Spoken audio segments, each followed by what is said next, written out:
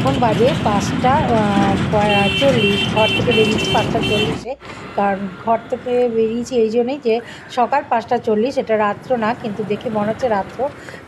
তো আমি বাস স্ট্যান্ডে চলে এসেছি, 5 মিনিটের রাস্তা আমার বাড়ি থেকে। তো একটু তাড়াতাড়ি চলে এলাম।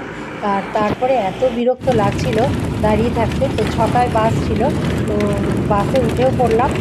আর তারপর বাস চলতে শুরু করলো, বাড়ির উপর দিয়ে যাচ্ছি। এই যে যেদিকে ফটোটা তুলেছি তার ঠিক অপোজিটে আমার বাড়ি। তো যাই হোক, বাড়ি ছেড়ে চলে যাচ্ছি।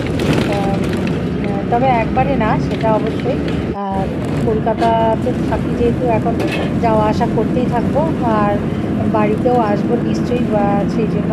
তো এই করতে করতে হঠাৎ আমি আসানসোল বাস স্ট্যান্ডে পৌঁছে এলাম। বাস স্ট্যান্ড থেকে তারপর বাস প্রায় 7টা নাগাদ পৌঁছে গেছিলো। তো 7টা 20-তে ছাড়ার কথা ছিল আবার, কিন্তু তার মধ্যে বাসটা একটু খারাপ হয়ে গেছিলো। তো আবার চলে গেলাম বাস ডিপোতে। তো ওইখান থেকে বাস ছাড়লো, ছেড়ে সোজা চলে গেলাম আমরা একদম, আর বাস স্ট্যান্ডে দাঁড়ায়নি। আমরা চলে গেলাম দুর্গাপুর। এবার দুর্গাপুর সিটি সেন্টারে আমাদের বাস রেখেছিল। অনেক 8টা 20-তে ওখানে ছিল টাইম। তো 8টা 20 আগেই আমরা মোটামুটি পৌঁছে গেছিলাম দুর্গাপুর সিটি সেন্টারে। তো এরপর বাস মানে কতক্ষণ ছিল ওখানে, 10 মিনিটের মতো মনে হয় ছিল। তা এই যে দুর্গাপুর সিটি সেন্টারে পৌঁছে গেছি। আর তারপর ওখানে 10 মিনিট পর তারপরে আবার বাস চলতে শুরু করলো। আর এই রাস্তাটা দেখে দেখে মানে বেশ ভালোই লাগে, জানলার সামনে বসে রাস্তা দেখে দেখে যেতে। এটা কার কার ভালো লাগে অবশ্যই কমেন্টে জানাবে, জানলার সামনে বসে, সে ট্রেন হোক আর বাস হোক। তো এইভাবে শক্তিগড় চলে এলাম। শক্তিগড়ে এসে বেশি কিছু খেতে ইচ্ছা করছিল না, সকালবেলা এত ঠান্ডা ছিল, তার জন্য শুধু চাটাই নিলাম, একটা চা আর ঝালমুড়ি নিলাম। আর এই যে আমরা ল্যাংচা নিকেতনের সামনে গাড়িটা থেমেছিল।